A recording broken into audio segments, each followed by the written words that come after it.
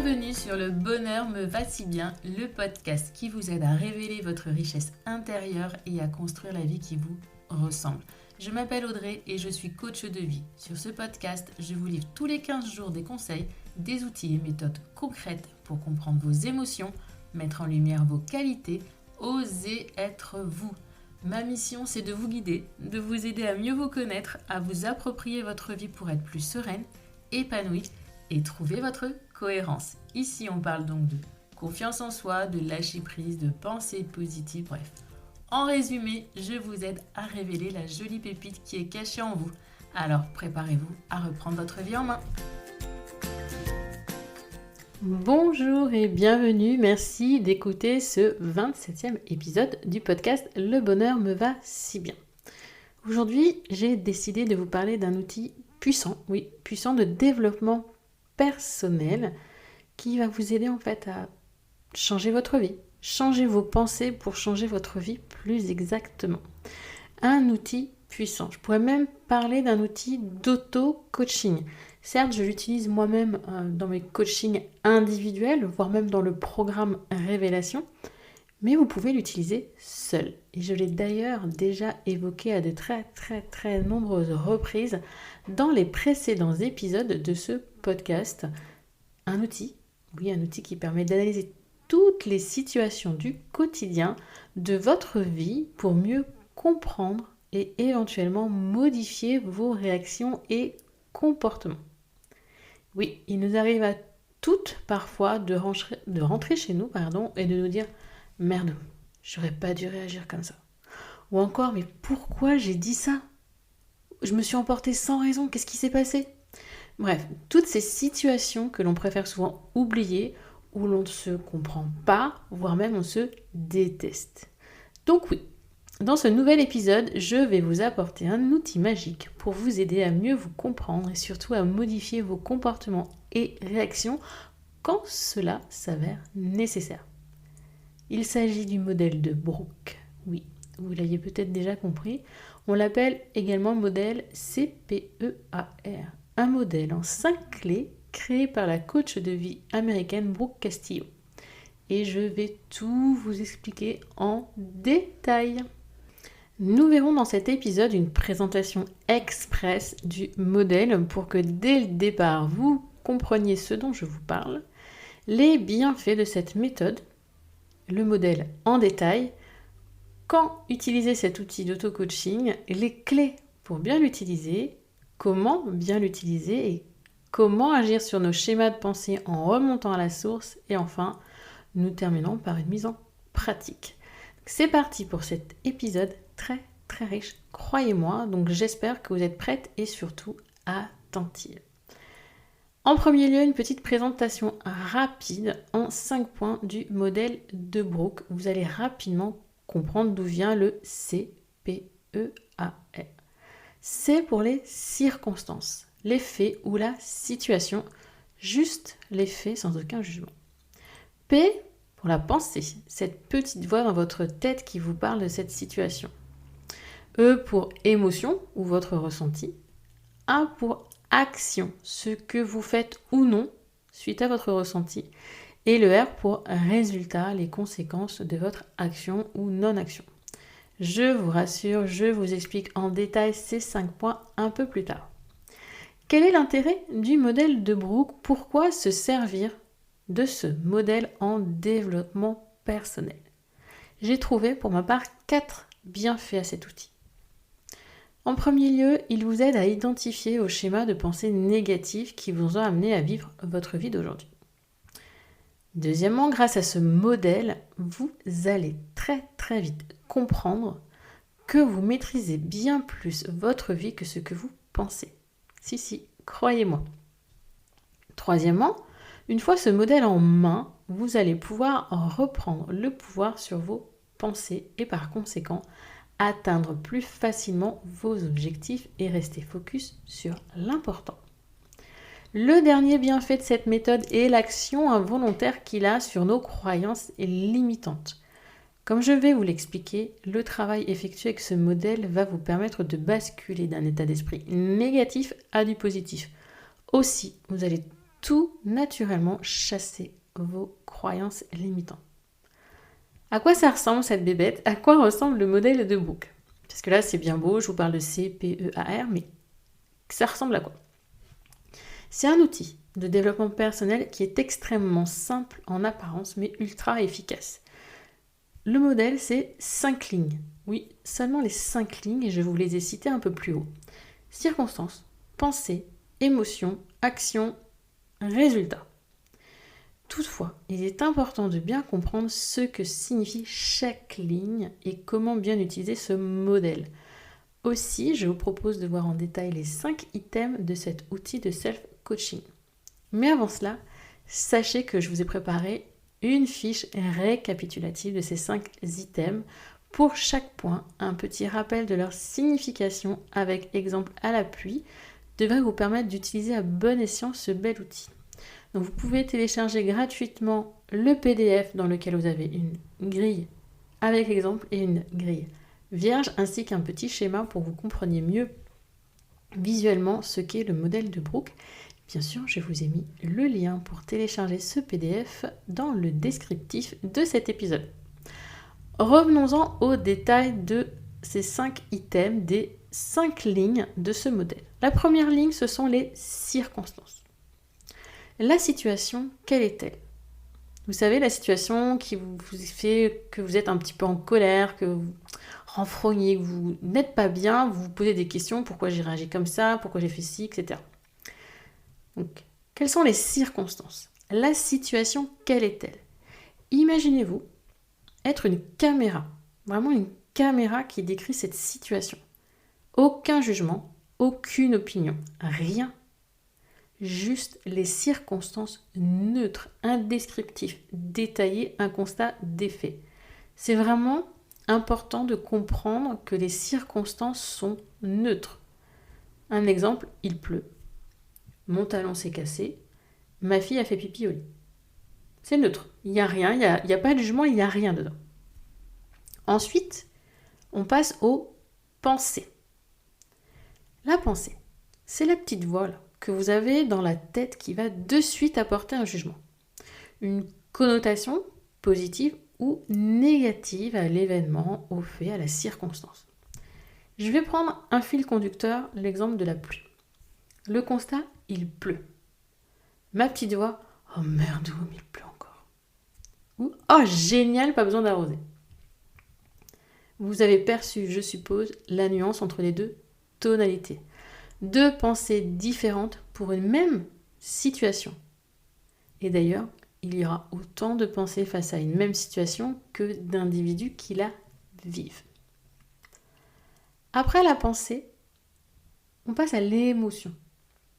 Cette pensée, positive, négative, a forcément provoqué une émotion en vous, un ressenti positif ou négatif. Et toujours avec mon exemple de la pluie.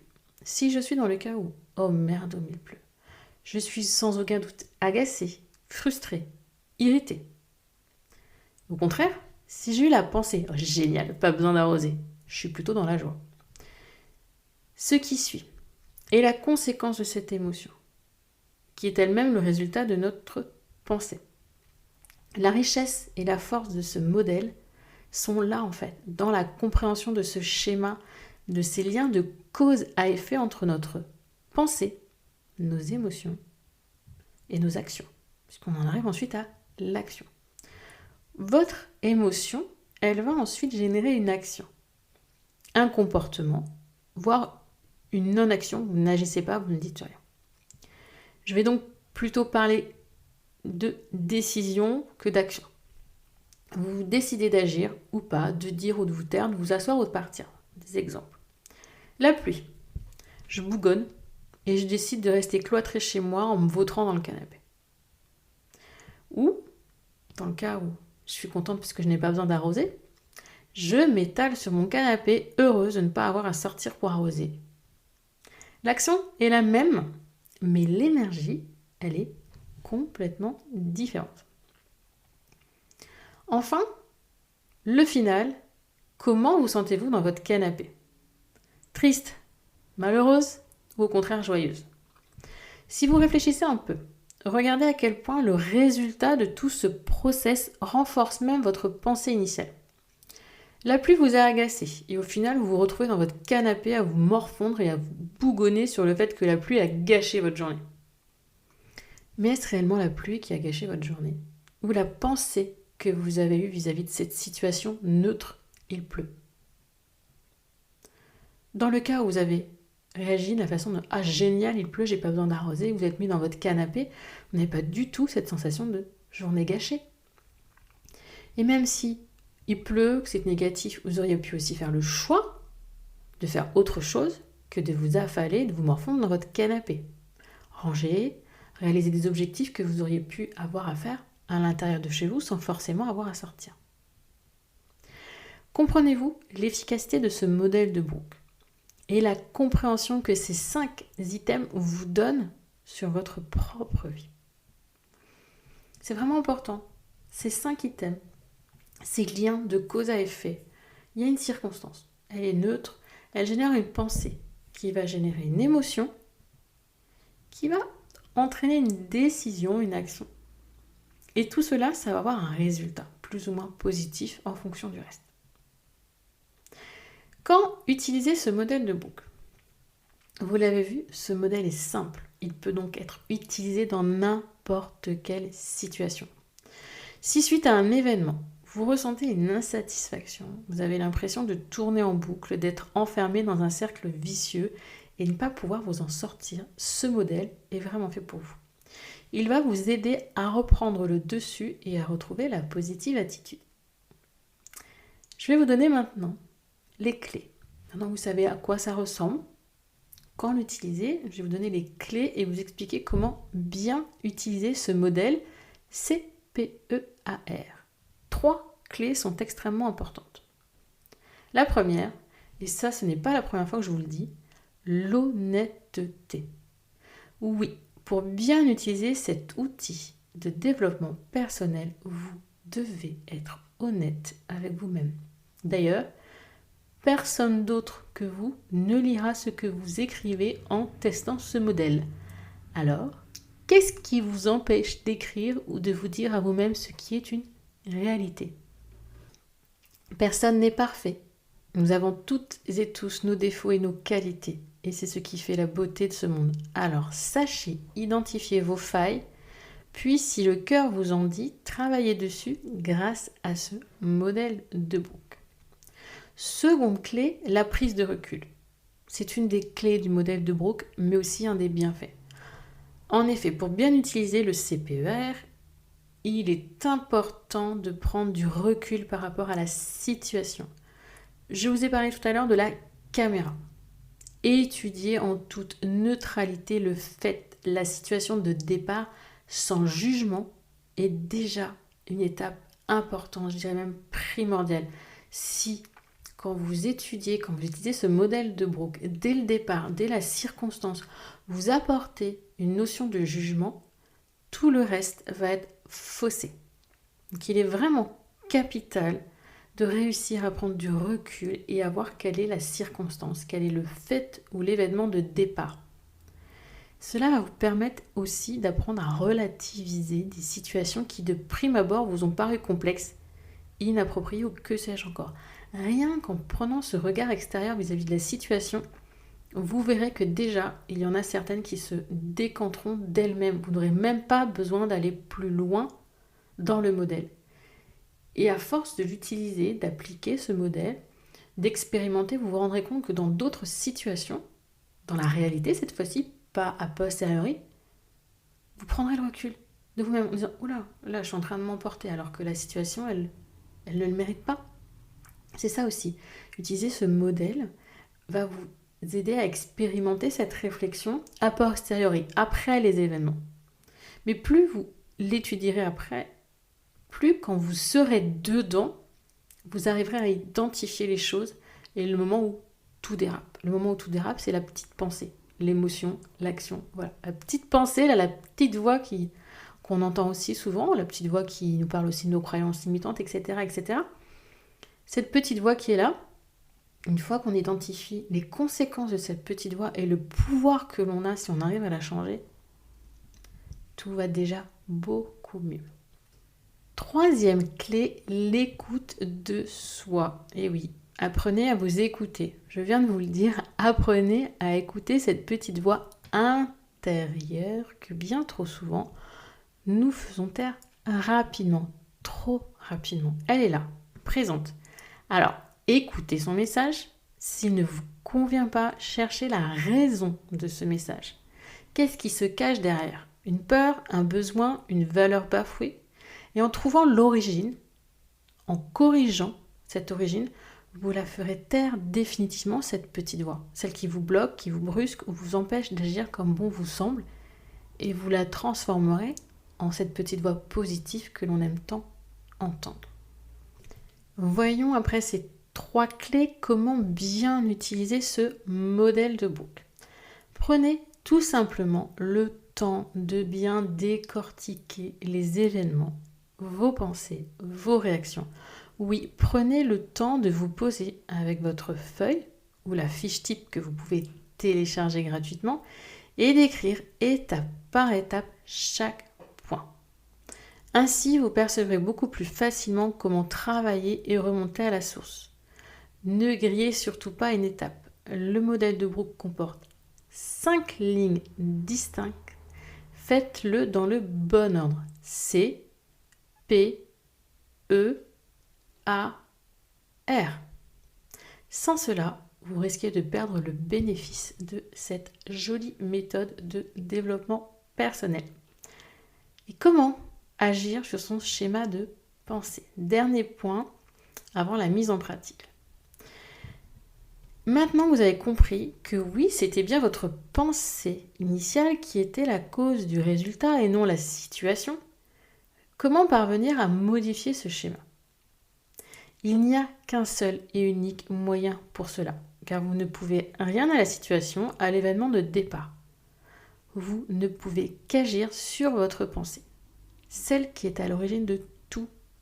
Donc, pour changer le résultat, il vous faut changer la pensée d'origine. C'est assez comme ça simple, hein. Je vous le dis, voilà, il faut juste changer sa pensée d'origine. Mais je sais très bien pour l'expérimenter sur moi ou sur mes coachés que ce n'est pas si simple. Mais déjà, comprenez ce principe que la circonstance, elle est là, elle est neutre. Vous ne pourrez rien y changer. Votre action à vous, elle se porte sur votre pensée. C'est-à-dire remplacer sa pensée négative par une pensée positive. Ainsi, on va générer une action positive qui, elle, va induire un résultat positif. Tout s'enchaîne. Et ne me dites pas tout de suite, non Audrey, c'est impossible. D'autres avant vous y sont parvenus, donc pourquoi pas vous ? Reprenons l'exemple de la pluie. Sans doute une des pensées les plus faciles à modifier, on va dire. Si la prochaine fois qu'il pleut, vous vous dites « il pleut, ok, cela ne va pas changer mes plans, je profite de ma journée shopping », où est le parapluie ? Ou « il pleut, nous sommes dimanche, allez, journée crêpes et Netflix ». Votre journée, elle sera alors bien plus positive et ressourçante que si vous aviez maintenu votre pensée négative du départ. Vous enclenchez ainsi un cercle vertueux de bonne humeur et de pensée positive plutôt que le cercle vicieux de négativité du « il pleut, je m'affale dans le canapé et je bougonne ». Changer sa pensée initiale en pensée positive modifie donc toute la chaîne et par conséquent le résultat final. Apprenez à utiliser ce modèle de Brooke dans toutes les situations de la vie, pro, perso, peu importe. La pluie, c'est sans aucun doute le plus simple. Un accrochage en voiture, ça peut être un petit peu plus complexe, mais pas non plus insurmontable. Aussi, forcément, soyez consciente, Rome ne s'est pas faite en un jour et vous ne changerez pas du jour au lendemain. Ce n'est pas parce que vous avez lu ou écouté ce podcast que boum, d'un claquement de doigts, vos réactions et comportements vont être modifiés. Non, comme je vous l'ai dit, il est primordial de prendre le temps de décortiquer a posteriori toutes ces situations qui vous ont déplu ou mises mal à l'aise. Puis de réfléchir à la pensée positive qui pourrait remplacer celle négative qui vous a amené à ce résultat négatif. Voire même, comme je vous l'ai indiqué, à travailler plus en profondeur sur vos besoins ou vos valeurs bafouées. Retenez toujours que le pouvoir du positif, c'est d'attirer le positif. À vous de jouer, à présent. Choisissez là maintenant une situation récente qui génère encore en vous des émotions négatives et dont le résultat final ne vous satisfait pas. Prenez le modèle de Brooke et point par point détaillez chaque lettre, la circonstance, quelle était votre pensée initiale. J'avoue que parfois on a tendance à l'oublier cette petite pensée, on se dit je sais plus ce que je me suis dit, mais on peut plus ou moins mettre quelque chose d'équivalent, ce qu'on peut repenser, voilà, vous ne vous en souviendrez peut-être pas exactement et ce n'est pas bien grave. L'émotion, est-ce que c'était, si vous n'arrivez pas à mettre un mot sur l'émotion, dites déjà si c'était négatif ou positif, fort ou faible. Vous voyez, quantifier un petit peu le ressenti. Le A, là, ça devrait être assez facile, vous vous souvenez quand même de ce qui s'est passé ensuite. Et le R, le résultat, c'est ce qui en découle. Une fois cela fait, revenez à votre pensée initiale et demandez-vous quelle autre pensée vous auriez pu ou dû avoir. Et remplissez de nouveau la grille avec cette nouvelle pensée. La circonstance n'a pas changé, la pensée est différente. Cette pensée différente a dû générer, ou aurait généré plus exactement, une émotion, un ressenti différent. Du coup, l'action ou non-action ou la décision que vous avez prise derrière aurait été différente et le résultat également. Et comme je vous l'ai déjà dit, je vous propose de recevoir gratuitement le modèle en cliquant sur le lien dans le descriptif de cet épisode. Cela vous permettra d'avoir toujours en tête ces 5 lettres. Cet épisode touche à sa fin et j'espère sincèrement que cette méthode de Brooke vous séduira autant qu'elle m'a séduite. Elle est vraiment hyper simple et tellement efficace. Lorsque j'ai découvert cet outil, cela m'a même paru tellement évident que je me suis demandé à quel moment j'avais perdu le fil de mes pensées. À quel moment dans notre vie on se rend pas compte ou on perd le fait que notre pensée font nos actions. Nos pensées font nos actions. Quand est-ce que... Voilà.